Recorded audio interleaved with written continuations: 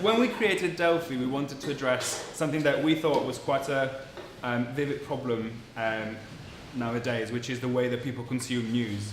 And we thought there was a problem in the way that traditional media outlets present news. It's not interactive enough and it's not really much fun.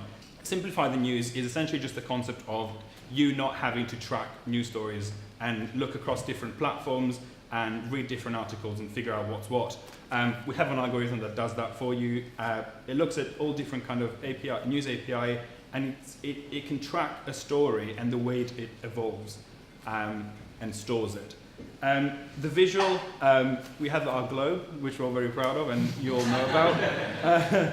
And we thought it would be a kind of a fun, quirky idea to display the news in a 3D sort of object, which is not something that you see very often. We thought the best way to really gauge the user was to essentially make a quiz and allow you to input your opinion and predict how the news is going to end.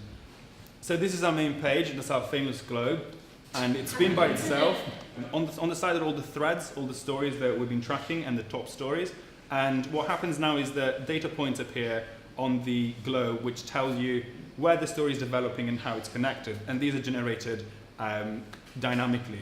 The last bit is the interactive side of it. So you've been able to input some prediction and then choose either select one that's already been created or add your own one, and it's going to be displayed there as long. Yeah, so at the very start of the backend is making calls to different APIs and scraping data from various news websites. We've got about 17 different news sources from across the world.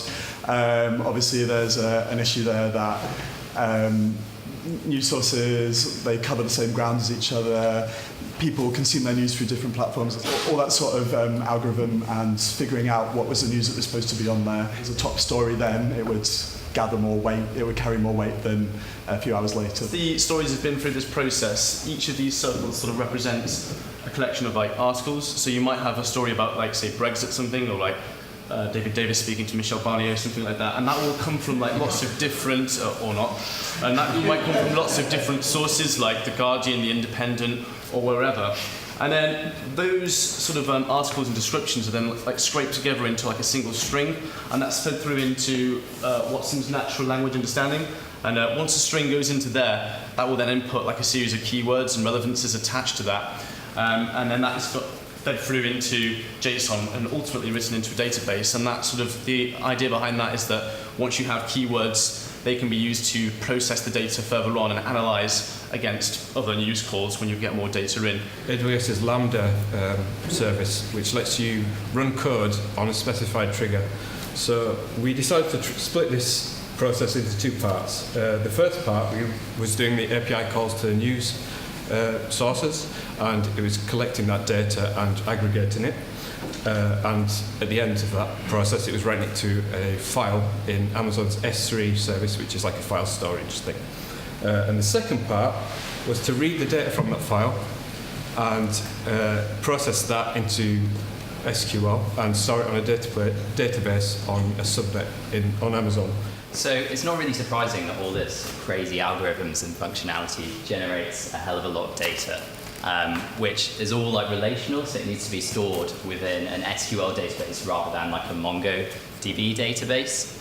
And we decided that we'd go for AWS because it integrates well with all of our other AWS components. Reduce Redux state that makes post requests and get requests to the data, updates the quizzes, assigns tags to keywords. So, for example, the points on the globe could be rendered. You can sort of load in the coordinates, longitude and latitude coordinates for a tag, and that way you don't have to do that automatically. That sort of thing. We can give it the metadata so it can be interacted with later on. The biggest challenges we faced with every stage of this project was the config on AWS. Getting all those little services to speak to each other and have the permissions while still keeping a tight rein on security is really challenging, and you have to be really meticulous with that. No one knows about it. It's an engine essentially used for games on the browser, and it's made for you. It's made to create 3D objects on the browser. Of what you see, the most challenging bit was probably putting the data points on the globe, and that's done without getting too boring. That's done by adding an invisible globe on top of the Earth and wrapping a canvas around it as if it was some sort of wrapping paper, and then drawing some circles on it, and then adding a function that draws lines between those circles once they're made.